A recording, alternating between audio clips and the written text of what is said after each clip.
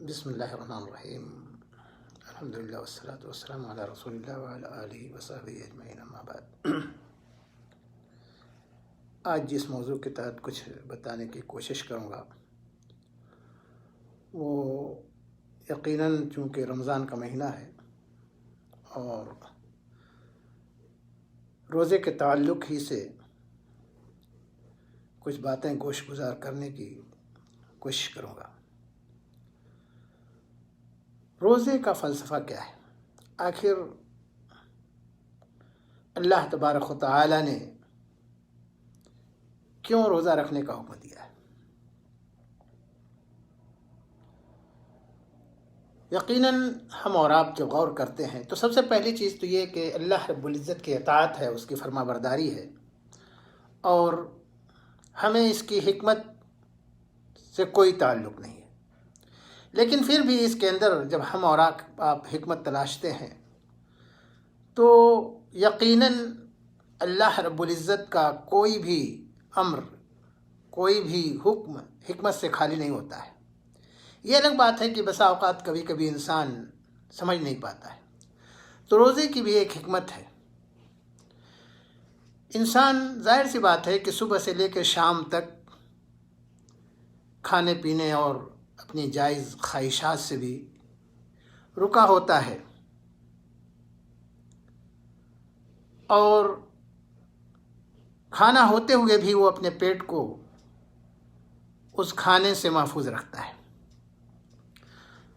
اس کا ایک بہت بڑا فائدہ یہ ہے کہ انسان جب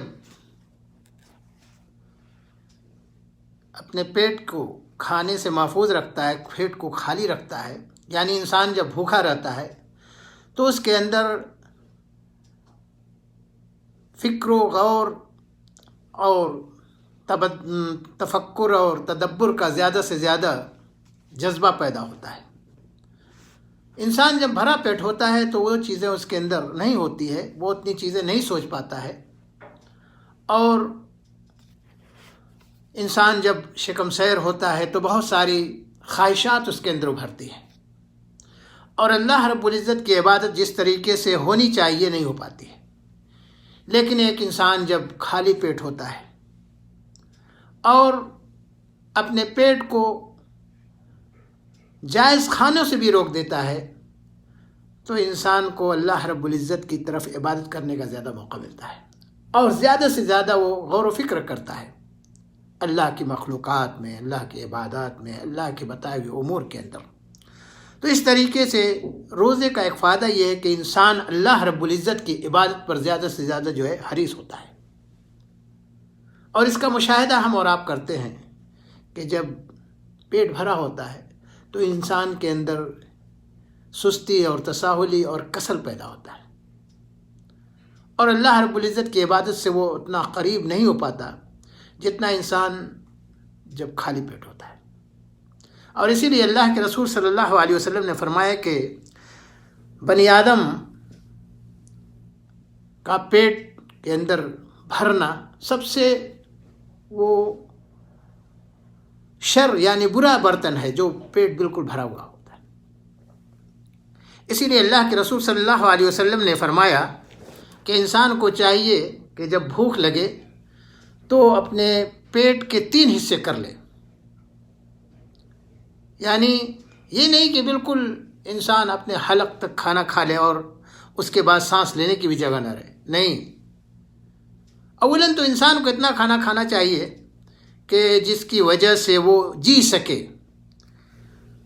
اللہ کے رسول صلی اللہ علیہ وسلم نے فرمایا کہ کھانا انسان کو اتنا کھانا چاہیے کہ وہ زندہ رہ سکے۔ اسی لیے شیخ سعدی رحمۃ اللہ علیہ نے کہا، فرمایا کہ خوردن برائے زیستن نہ کہ زیستن برائے خوردن، یعنی انسان اس لیے کھائے کہ وہ زندہ رہے، نہ کہ اس لیے زندہ رہتا ہے کہ کھانا کھائے۔ تو اس لیے چاہیے کہ انسان کھانا اتنا ہی کھائے کہ جس سے وہ زندہ رہ سکے۔ اور ظاہر سی بات ہے کہ انسان جب پورا پیٹ کھا لیتا ہے تو اللہ کے رب العزت کی عبادت کے اندر غفلت اور سستی پیدا ہو جاتی ہے۔ اور رمضان ایک ایسا مہینہ آتا ہے جس میں انسان کو اللہ تبارک و تعالیٰ نے زیادہ سے زیادہ عبادت کرنے کا موقع دیا ہے۔ تو جب صبح سے شام تک وہ بھوکا رہتا ہے تو اللہ رب العزت کی عبادت کی طرف زیادہ مائل ہوتا ہے۔ تو اسی لیے فرمایا کہ انسان کو جب بھوک بھی لگے تو اپنے بھوک کا 3 حصہ کرے، ایک حصہ کھانے کے لیے، اور ایک حصہ پانی کے لیے، اور ایک حصہ تنفس کے لیے یعنی سانس لینے کے لیے، تو وہ انسان سب سے بہتر ہے۔ اس لیے دوستو، روزے کی جو حکمت یہ ہے کہ انسان بھوکا رہ کر کے اللہ رب العزت کی عبادت کی طرف زیادہ سے زیادہ وہ مائل ہوتا ہے۔ اور ہم اور آپ اس کا مشاہدہ بھی کرتے ہیں کہ عام دنوں میں ہم جب کبھی کھانا زیادہ کھا لیتے ہیں یا بالکل شکم سیر ہو جاتے ہیں تو جسم کے اندر، طبیعت کے اندر کسل اور سستی پیدا ہو جاتی ہے، تو اس لیے انسان اتنی عبادت نہیں کرتا۔ دوسرا فلسفہ یہ ہے کہ اللہ تبارک و تعالی نے جو انسان کے اوپر نعمتیں دی ہیں، انسان کے اوپر اپنے جو انعام و اکرام کیے ہیں، مالدار بنایا ہے، تو کہا کہ کم سے کم 11 مہینے تو خوب کھاتے ہو، لیکن 1 مہینہ روزہ رکھ کر کے بھی ذرا دیکھو کہ وہ جو غریب ہے جس کے پاس کھانے کے لیے کچھ نہیں ہے کس طریقے سے زندگی گزارتا ہے، تاکہ احساس ہو جائے کہ ایک غریب شخص بھی کس طریقے سے اس دنیا کے اندر، یعنی غربت کا احساس دلانا۔ انسان کو جب صبح سے شام تک نہیں کھاتا ہے تو اس کو کس طریقے سے ذرا تکلیف پہنچتی ہے، تھوڑی سی مصیبت ہوتی ہے، تو وہ جب وہ چیزیں پہنچتی ہیں تو اسے احساس ہوتا ہے کہ سبحان اللہ، اللہ تبارک و تعالی نے مجھے کتنی بڑی نعمتوں سے نوازا ہے کہ میں 3 ٹائم کھانا کھاتا ہوں۔ ایک غریب، ایک فقیر، ایک مسکین جس کو بیچارے کو 3 ٹائم کھانا نہیں ملتا، کس طریقے سے وہ زندگی گزارتا ہے، یعنی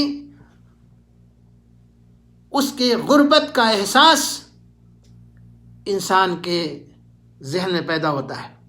تو اس لیے اللہ تبارک و تعالی کی ان نعمتوں کو جو ہمیں دی ہیں اس کا ہمیں احساس ہو، اور یہ روزہ رکھ کر کے ہم اس بات کا اپنے اندر احساس کریں کہ ایک غریب شخص جو سالوں سال نہ جانے کتنے دن بھوکے رہ جاتا ہے، جس کو کھانے کے لیے چیزیں میسر نہیں ہوتی ہیں، اور ہم کو صرف 1 مہینہ روزہ رکھ کر کے نہ کھا کر کے صبح سے شام تک کتنی تکلیف ہوتی ہے۔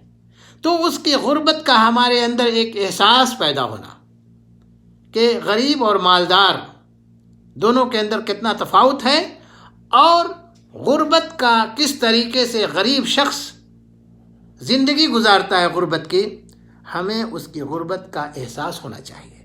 ہمیں اس فقیر کو، مسکین کو، غریب کو حقیر نہیں جاننا چاہیے، بلکہ یہ بھی ایک نعمت ہے۔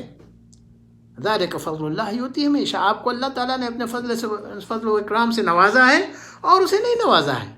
تو دوستو، اس کا احساس یہ روزہ ہمیں دلاتا ہے کہ فقر و فاقہ اور غنا اور مالداری، آپ مالدار ہیں تو ذرا ان غریبوں کا بھی خیال کریں جس بیچارے کو پوری سال 3 وقت کی روٹی میسر نہیں ہوتی ہے، 3 وقت کا کھانا میسر نہیں ہوتا۔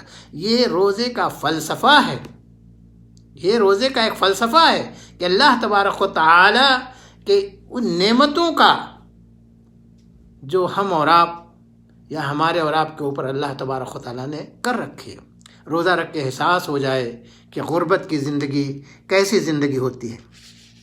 اسی طریقے سے روزے کا ایک فلسفہ یہ بھی ہے کہ ہم اپنے نفس پر ضبط کرنے کا مادہ پیدا کریں۔